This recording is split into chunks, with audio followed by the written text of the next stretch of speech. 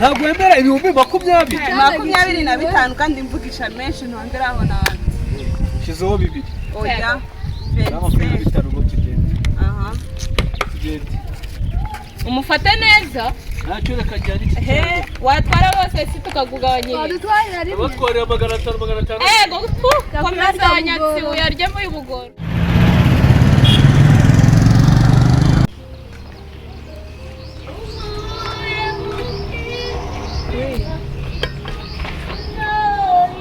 Meze neza tese meze nabi.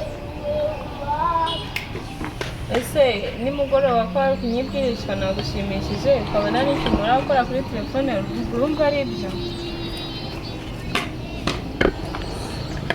Nyine nubikora ndagaruka aricyo bitwaye se.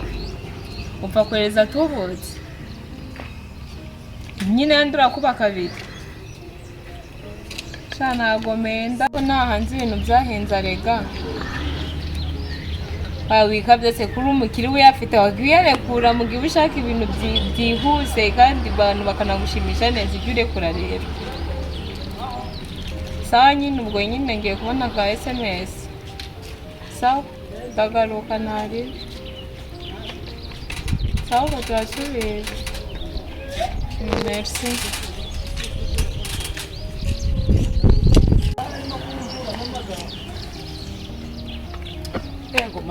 Mwana wawe umeze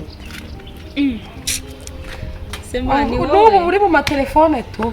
Share se nakora ikangaha ko ibintu biba byagoranye. Koko kunaniye kuko mana nare nkumvishe ninjoro buri uri mu bikino kuko uratangisha.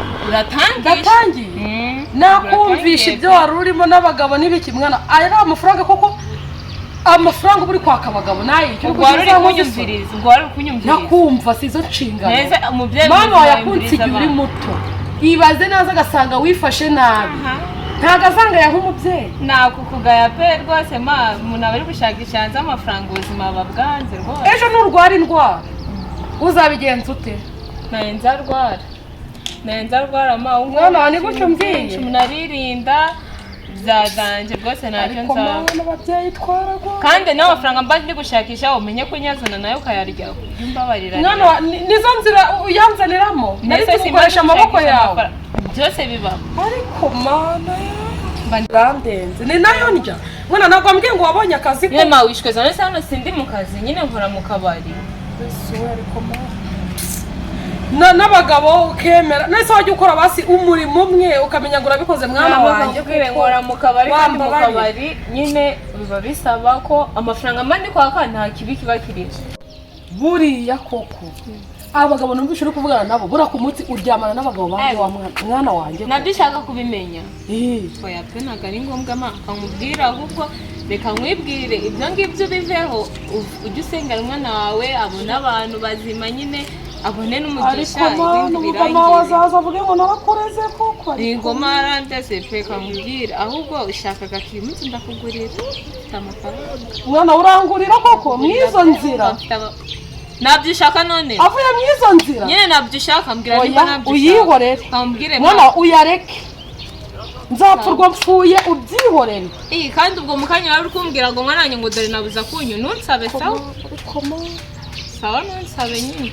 Gusa nyine ubyakire nibwo nyine narinyuze hano. Nese nicaye hano mwicara mu rugo tukareba. Ibyo nshaka byose wabimereza. Oya ibindi turabivugana tugeze mu rugo. Haya mawe je bose batanyumva ariko ari bugoroba turabonana ubyumve. Sawa turabonana. Kanivugishiriza umuntu anyera amafaranga.